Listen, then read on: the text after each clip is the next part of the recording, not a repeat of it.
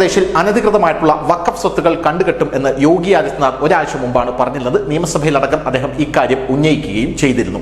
ഉത്തർപ്രദേശിൽ ഇപ്പോൾ അതുപോലെ സമാനമായിട്ടുള്ള ഞെട്ടിക്കുന്ന സംഭവങ്ങൾ തന്നെയാണ് പുറത്തു വന്നുകൊണ്ടിരിക്കുന്നത്. മഹാകുംഭമേളയടക്കം വഖഫ് ബോർഡിന്റെ ഭൂമിയിലാണ് നടക്കുന്നത് എന്ന് പറഞ്ഞ ഓൾ ഇന്ത്യ ജമാഅത്തിന്റെ നേതാക്കന്മാരെല്ലാം അത് തിരുത്തി പറഞ്ഞിരിക്കുന്നു. യോഗി ആദിത്യന്റെ മുമ്പിൽ മുട്ടുമടക്കുന്ന കാഴ്ച നമ്മൾ കണ്ടതുമാണ്. എന്നാൽ ഇപ്പോൾ വരുന്ന റിപ്പോർട്ടുകൾ അനുസരിച്ച് കാൺപൂരിൽ വഖഫ് സ്വത്തുക്കളുടെ കണക്കെടുപ്പ് നടത്തിയപ്പോൾ ഞെട്ടിക്കുന്ന റിപ്പോർട്ടുകളാണ് പുറത്തു വന്നത്.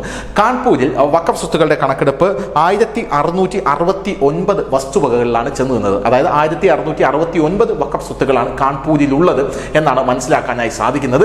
ഈ 1669 വഖഫ് സ്വത്തുകളിൽ 548 എണ്ണം അനധികൃതമായിട്ടുള്ള വഖഫ് സ്വത്തുക്കളാണ് എന്നാണ് മനസ്സിലാക്കാൻ സാധിക്കുന്നത്. ഇതേ തുടർന്ന് സ്ഥലത്ത് വലിയൊരു പ്രതിഷേധം തന്നെ ഉടലെടുത്തിരിക്കുകയാണ്. ഈ 548 സ്വത്തുക്കൾ കണ്ടുകെട്ടാനുള്ള നീക്കം യോഗി ആദിത്യനാഥിന്റെ ഭാഗത്തു നിന്ന് ഉണ്ടാകുന്നതിന് മുമ്പ് തന്നെ അവിടെയുള്ള സുന്നി ഷിയ എന്നിങ്ങനെയുള്ള സംഘടനകൾ പ്രതിഷേധവുമായി രംഗത്തെത്തുന്ന കാഴ്ചയാണ് കാണാൻ സാധിച്ചത്. സ്ഥിതിഗതികൾ നിലവിൽ ശാന്തമാണ് എന്നാണ് അറിയാൻ സാധിച്ചത്. 3 മാസമായി കാൺപൂരിൽ വഖഫ് സ്വത്തുക്കളുടെ ഒരു സർവേ നടക്കുകയായിരുന്നു. കഴിഞ്ഞ ദിവസമാണ് അതിൻ്റെ റിപ്പോർട്ട് സമർപ്പിച്ചത്.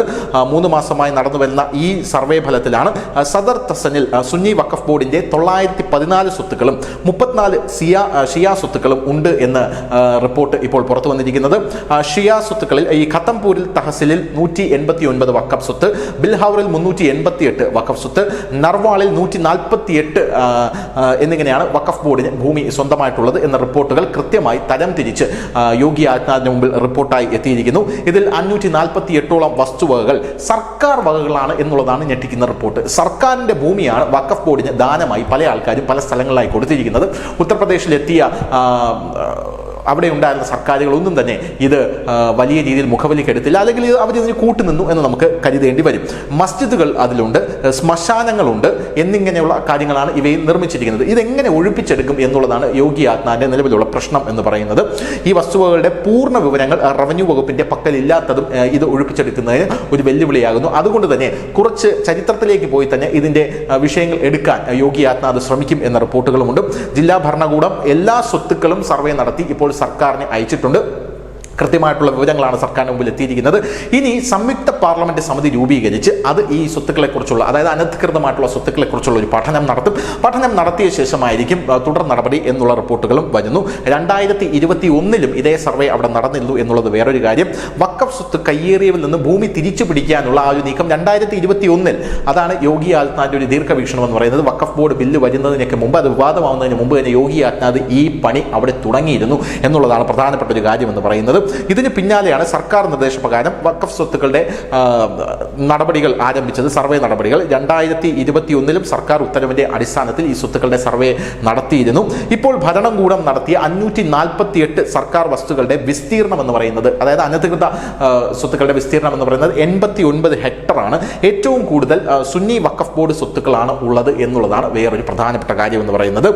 പരേഡിന് ചുറ്റുമുള്ള പ്രദേശങ്ങളിലെ പല സ്വത്തുക്കളും വഖഫ് ബോർഡിൻ്റെതാണ് എന്നും മനസ്സിലാക്കാൻ സാധിക്കുന്നു.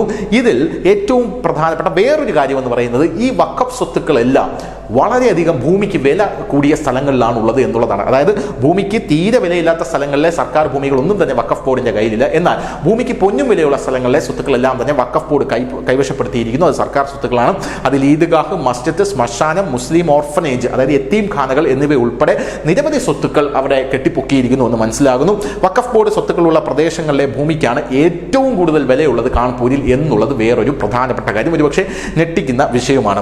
മുസ്ലിം യത്തീം ഖാന, നവാബ്ഗഞ്ചിലെ മസ്ജിദ്, ഖൈറത്ത് അലി, നീൽവാലി ഗലിയിലെ വഖഫ് മസ്ജിദ്, പരേഡിൽ സ്ഥിതി ചെയ്യുന്ന വഖഫ് മസ്ജിദ്, ഖൽവ ശ്മശാനം, മഖ്റബ, ഫസൽഗഞ്ചിൽ സ്ഥിതി ചെയ്യുന്ന പാർവതി ബംഗ്ലാ റോഡിൽ സ്ഥിതി ചെയ്യുന്ന മഖ്റബ, ദർഗ എന്നിങ്ങനെയാണ് ഇവിടെയുള്ള വഖഫ് സ്വത്തുക്കളുടെ ഒരു കണക്കെടുപ്പ് നടത്തിയപ്പോൾ കിട്ടിയ ഒരു ലിസ്റ്റ് എന്ന് പറയുന്നത്. എന്തായിരുന്നാലും യോഗി ഒരാഴ്ച മുമ്പ് പറഞ്ഞ ശേഷം ഇപ്പോൾ തന്നെ സർവേ റിപ്പോർട്ട് തയ്യാറായിരിക്കുന്നു. ഇനി എന്ത് നടപടിക്രമങ്ങളാണ് അവിടെ ഉണ്ടാകാൻ പോകുന്നത് എന്നുള്ളത് നമുക്ക് കണ്ടു തന്നെ അറിയണം. News India Malayalam.